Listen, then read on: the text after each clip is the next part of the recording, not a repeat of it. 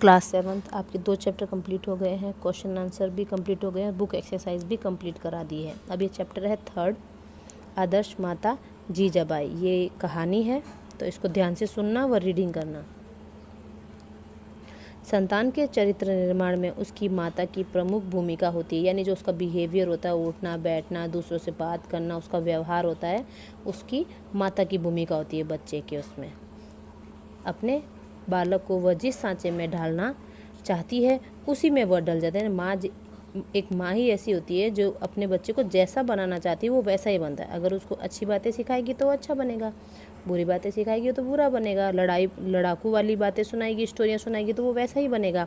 जीजाबाई ऐसी ही आदर्श माता थी। उन्होंने अपने पुत्र शिवाजी को ऐसी शिक्षा प्रेरणा दी कि उससे प्रेरित हुए मराठा राज्य की नींव डाल सके। यानी उन्होंने शुरू से ही, बचपन से ही उनको वीरता वाली कहानियाँ सुनाई। जीजाबाई देवगिरी के यादव लखूजी जाधव राव की पुत्री थी। जाधव राव अहमदाबाद के निजाम शाह के दरबार में प्रभावी सरदार थे, वह हेड थे। उनके अधिकार में 10,000 सवार थे जिनके खर्च के लिए पर्याप्त जागीर मिली हुई थी। यानी उनके अंडर में 10,000 सवार थे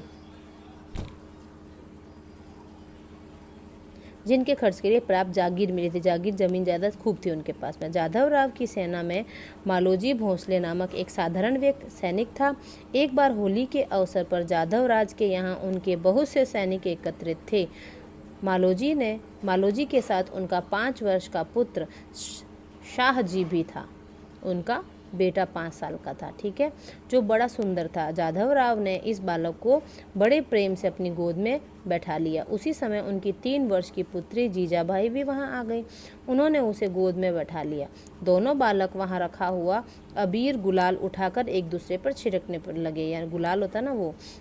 जाधव राव बालकों की इस क्रीड़ा को देखकर हर्ष विभोर और बहुत खुश हो गए। उनके मुंह से निकला, यह जोड़ी कितनी सुंदर। यानी वो उनके आपस में जो बच्चे थे फ्रेंड के, वो उनको खेलते हुए देख रहे थे तो बोले थे कि ये कितने अच्छे लग रहे साथ में। जाधव राव ने यह बात हंसी में कही थी, परंतु वे उठकर खड़े हो गए और बोले, आप सब लोग साक्षी हैं, आज से मालोजी हमारे समधी हुए। उत्सव समाप्त होने के बाद जब जाधव राव ने अपनी पत्नी को यह बात सुनाई तो वह क्रोध में आकर पति से बोली, इस साधारण सिपाही के पुत्र के साथ मेरी पुत्री का विवाह नहीं हो सकता। यानी वो साधारण सिपाही था कोई। दूसरे दिन जाधव राव ने मालोजी को नौकरी से निकाल दिया। मालोजी अपने गांव को लौट आए और खेती करने लगे।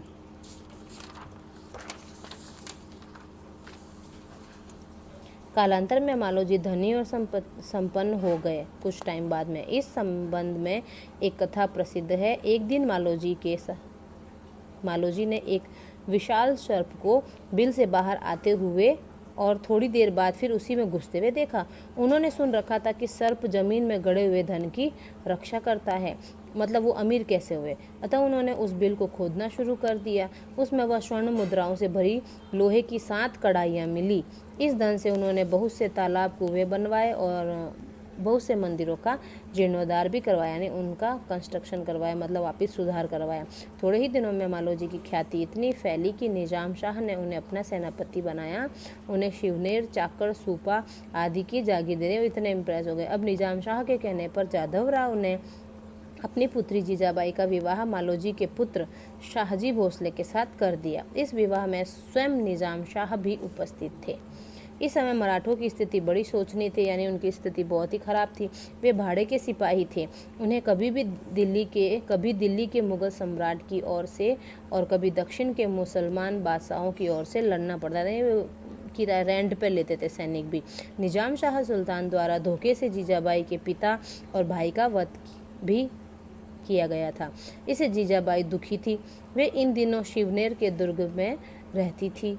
उन्होंने दुर्ग की अधिष्ठात्री शिवाई देवी से प्रार्थना की। कुल देवी होती है ना जो स्थापित करते हैं, स्वामिनी देवी शिवाई से प्रार्थना की कि मुझे ऐसा वीर पुत्र प्राप्त हो जो महाराष्ट्र में एक स्वतंत्र मराठा राज्य की स्थापना करने में सफल हो। 10 अप्रैल सन 1627 ईस्वी को जीजाबाई ने एक पुत्र रत्न को जन्म दिया। इसका नाम शिवाई देसाई के नाम पर ही उन्होंने शिवाजी रखा। यही बालक आगे चलकर छत्रपति शिवाजी के नाम से विख्यात हुआ, फेमस हुआ, और उसने अपनी माता के स्वतंत्र महाराष्ट्र राज्य के स्वप्न को पूरा किया। माता जीजाबाई बड़े प्रेम से बालक शिवाजी को पूर्वजों के शौर्य और देश के प्राचीन वैभव की कहानियाँ सुनाती और उनके हृदय में साहस, वीरता, महत्वाकांक्षा की भावनाएं भरती रहती थी। रामायण और महाभारत की कहानियाँ शिवाजी बड़े चाव से सुनते। फलस्वरूप कथा पुराण सुनने और देवताओं में आस्था रखने में उनकी प्रवृत्ति बाल्यकाल से ही हो गई थी। बचपन से मतलब उनका इंटरेस्ट आ गया था।